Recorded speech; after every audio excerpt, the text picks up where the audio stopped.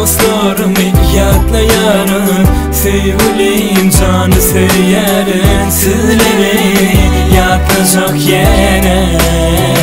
Menlerin dostlarımı yadlayanın, sevgilim canı seyerin, sizleri yadlayacak yine. Menlerin diri entek zamba boğur soktu, oturup fikir eden karım öcekler haktı. Beken özeden yanlışlarınıza gelip yörünürken ahidine adam sanını kulluğa meteşler gıyriye sesi bilen biz durmuşta köp zadi.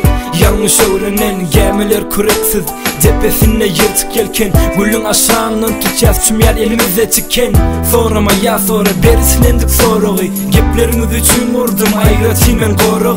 Garipleri yüzden yer fikiriniz ezmekmedi, adım için vurlasanız ol gemi eyyem uğradı. Köpentedim bu yerde köçeler tanışmamı, bu ses olan içine ne tanış geliyem sana.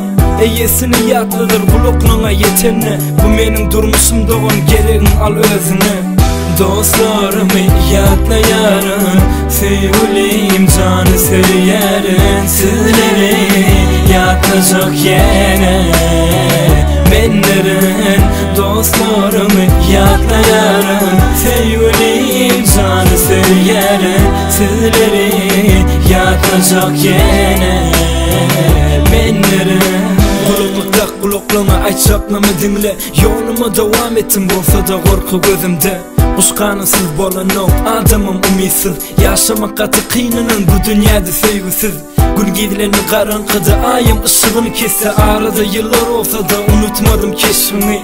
Yalancıdan dolu çıkmalıysa yandaşarı, gideyim izimi bozup koyverin saklaman beni. Namusarım pul yali harcayan yerine, umut bilen yaşayarız dargan medeniyetine. Yollarımız ayrı bolsa da bu toryan yerleridir, bu zatları adam zat haçan göz yetirir. Düşümdeki kesipleri köçelerde gözledim, doğruçul bolmağım kıyını kete yalanım sözledim. Yüreğimin kıssasını kalamım yazı her gün, ökünçten kıssadan dolu her geçen günümün. Dostlarımı yadlayanın, sevgilim canı seyerin, sizleri yadlayacak yine.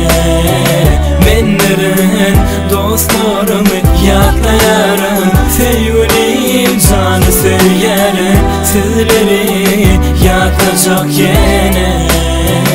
Menlerin yadlama kalıdılı, bizi koyup gidenler görülmedik yani bolli görülenler.